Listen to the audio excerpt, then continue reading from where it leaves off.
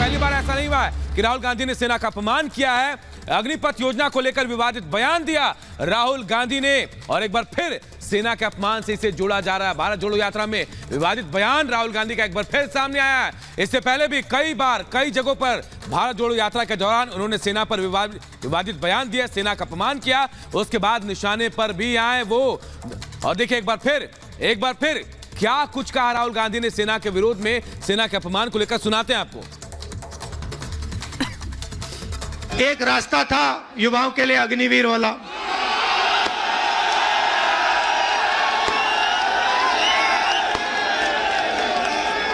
उसमें क्या था, सुबह युवा उठते थे, 4 बजे उठते थे, दौड़ते थे। यूपी में आपको हर सड़क पे दिखेंगे, देश की रक्षा करने के लिए दौड़ते थे और सपना था एक दिन बॉर्डर पे जाके देश की रक्षा करेंगे, तिरंगे की रक्षा करेंगे, सपना था।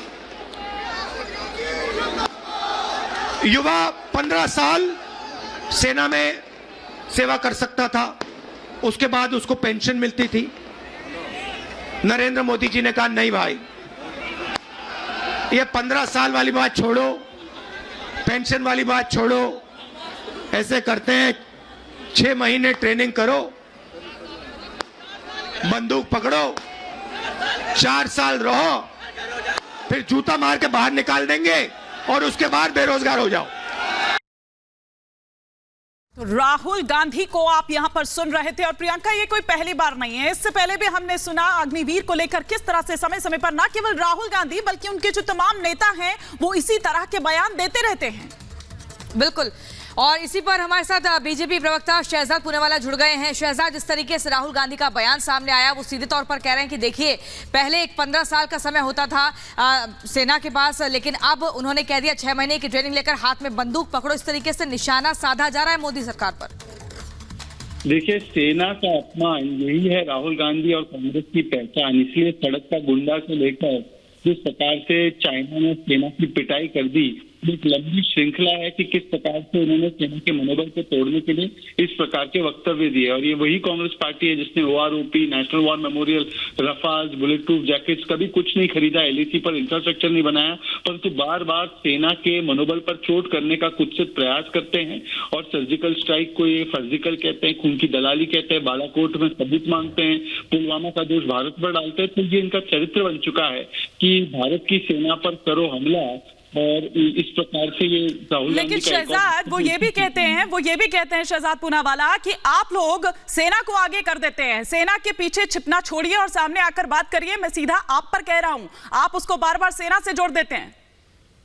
देखिए, दुर्भाग्यपूर्ण बात यह है कि मोदी विरोध करते करते आज राहुल गांधी सेना विरोध पर उतर आए हैं। मुझे बताइए कि क्या सेना ने गलवान हो या तवांग हो वहां पर हड्डी तोड़ पराक्रम नहीं दिखाया?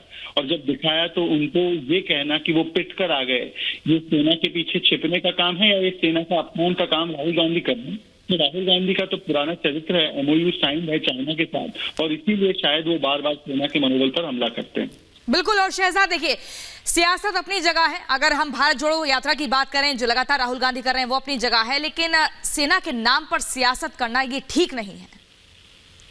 बिल्कुल, पर देखिए, कांग्रेस पार्टी का जो आज मूल चेहरा बन चुका है वो यही है कि कभी चाइना के लिए और कभी पाकिस्तान के लिए खड़े हो जाते हैं और मोदी विरोध में, सेना विरोध पर उतर आते हैं। और इसकी लंबी श्रृंखला है, जो सेना के चीफ को सड़क का गुंडा कहे और उस पर कार्रवाई ना हो, उनकी दलाली कहे, कार्रवाई ना हो, बालाकोट में कहे चीन कौवे मरे, कार्रवाई ना हो, और अब कहे कि चीन ने पिटाई कर दी सेना की और उसको माफी मांगने के बदले वो उसका बचाव करे, तो मुझे लगता है कि उनकी मानसिकता आज दिखाई दे रही है। ठीक है, शुक्रिया Shehzad Poonawalla, spokesperson BJP के इस वक्त हमारे साथ जुड़े हुए थे। लेकिन ये देखिए, कोई पहली बार नहीं है राहुल गांधी ने ये बयान सेना को लेकर जो पहली बार दिया हो। इससे पहले भी राहुल गांधी इस तरह के बयान, चाहे सेना को लेकर हो या समय समय पर इस तरह से विवादित बयान जो हैं वो देते रहे हैं। भारत जोड़ो का नाम एक तरफ दिया हुआ है उस यात्रा को, लेकिन दूसरी तरफ उसी भारत जोड़ो यात्रा से इस तरह का संदेश देते हैं। एक रास्ता था युवाओं के लिए अग्निवीर वाला,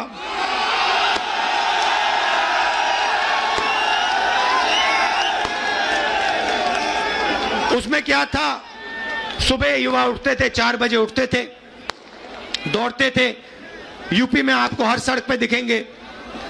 देश की रक्षा करने के लिए दौड़ते थे और सपना था एक दिन बॉर्डर पे जाके देश की रक्षा करेंगे, तिरंगे की रक्षा करेंगे, सपना था। युवा 15 साल सेना में सेवा कर सकता था, उसके बाद उसको पेंशन मिलती थी। नरेंद्र मोदी जी ने कहा नहीं भाई, ये 15 साल वाली बात छोड़ो, पेंशन वाली बात छोड़ो, ऐसे करते हैं 6 महीने ट्रेनिंग करो, बंदूक पकड़ो, 4 साल रहो, फिर जूता मार के बाहर निकाल देंगे और उसके बाद बेरोजगार हो जाओ।